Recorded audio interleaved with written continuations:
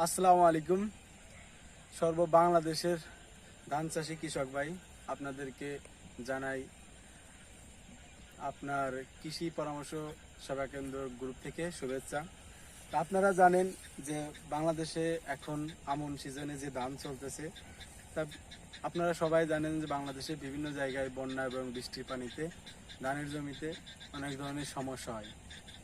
এখন এই বৃষ্টির পানি বা বিভিন্ন ধরনের বন্যার পানির কারণে আমাদের যে ধানের জমিতে বেশ কিছু সমস্যা, সেই সমস্যা হলো আপনারা আমার হাতে একটা ধানের গুছা দেখতে পাচ্ছেন।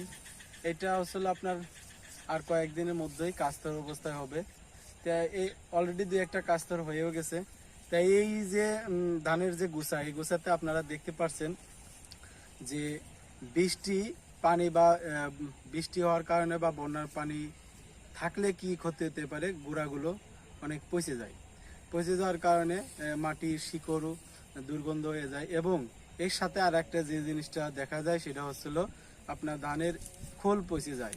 প্রতিটা ধানের খোল পচে গেছে এবং পাতাগুলো এরকম পুড়ে পুড়ে যায়। তাই এই সমস্যা থেকে সমাধান হওয়ার জন্য আমরা যে পদ্ধতিগুলো পারবো সেটা হলো, প্রথম অবস্থায় যদি আমরা পানি দূর করতে পারি তাহলে পানি দূর করার ব্যবস্থা করব এবং আমাদের যে ছত্রাকনাশক হিসেবে আমরা যেটা ব্যবহার করতে পারি, বিভিন্ন ধরনের কোম্পানির যে ওষুধগুলো আছে, আমরা যেমন আপনার আছে বায়ারের নাটিভো আছে, মিস্টার টপ আছে, এরপরে আপনার অন্য যে ওষুধগুলো আছে এই গ্রুপের, এটা ব্যবহার করবেন।